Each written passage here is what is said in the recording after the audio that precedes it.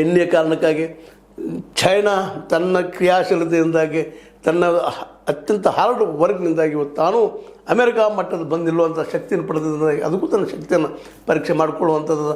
Russia ಇಲ್ಲಿವರೆಗೆ America ಜೊತೆಗೆ ಒಂದು ಸಮಾನವಾಗಿ ಕೋಲ್ಡ್ ವಾರ್ ಮಾಡ್ತಾ ಬಂದಿದ್ದು ಇಲ್ಲಿವರೆಗೆ 1945-47 ನಂತರದಲ್ಲೇ ಯುದ್ಧ ನಿಂತ ನಂತರದಲ್ಲೇ ಇವತ್ತು ಅದಕ್ಕೂ ತನ್ನ ಶಕ್ತಿಯನ್ನು ತೋರಿಸುವಂಥದ್ದು. ಇವತ್ತು ಉಕ್ರೇನ್ ಜೊತೆಗೆ ಯುದ್ಧ ಮಾಡಿ ದಣದಿರುವಂಥ ರಷ್ಯಾಕ್ಕೆ ಇನ್ನೂ ನನ್ನಲ್ಲಿ ಶಕ್ತಿ ಇದೆ ಅಂತ ತೋರಿಸುವಂಥ ಅವಕಾಶವೇ ಇವತ್ತು ಬಂದದ. ಇದೇ ಕಾಲಕ್ಕೆ ಅಮೆರಿಕ ಜೊತೆಗೆ ಹೋಗ್ಬೇಕೋ ರಷ್ಯಾ ಅಥವಾ ಚೈನಾ ಜೊತೆಗೆ ಹೋಗ್ಬೇಕು ಅನ್ನೋಂಥ ಸಂದಿಗ್ಧತೆಯಲ್ಲಿ ಇವತ್ತು ಯುರೋಪಿಯನ್ ಯೂನಿಯನ್ ಇದೆ. ಆದರೆ ಯುರೋಪಿಯನ್ ಯೂನಿಯನ್ ದೇಶಗಳು ಮಾತ್ರ ಖಚಿತವಾಗಿಯೂ ಅನಿವಾರ್ಯವಾಗಿ ಅಮೆರಿಕ ಜೊತೆಗೆ ಹೋಗುವಂಥ ದಿನಗಳು ಭಾಳ ದೂರ ಇಲ್ಲ.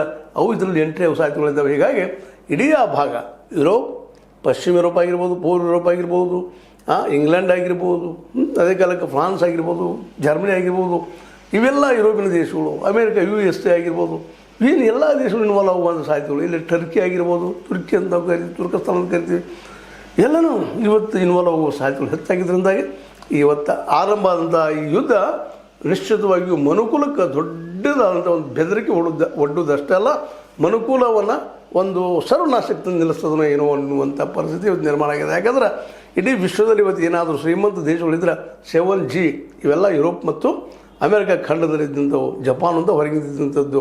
ಜಪಾನ್ ಮತ್ತು ದೂರದಲ್ಲಿದೆ, ಅದು ಯಾವಾಗ ಇನ್ವಾಲ್ವ್ ಆಗ್ತದೆ ಗೊತ್ತಿಲ್ಲ. ಆದರೆ ಈಗ ನಡೆದಿದ್ದು ಯುರೋಪ್ನಲ್ಲಿ ರಷ್ಯಾನು ಯುರೋಪ್ನಲ್ಲಿ ಬರುವಂಥದ್ದು, ಚೈನಾ ಯುರೋಪ್ ಖಂಡಗಳ ಮಧ್ಯೆ ನಡೆದಂಥದ್ದು ಇಡೀ ವಿಶ್ವದಲ್ಲಿ ಮತ್ತು USA ಇಡೀ ವಿಶ್ವದಲ್ಲಿ ಈ ಮೂರು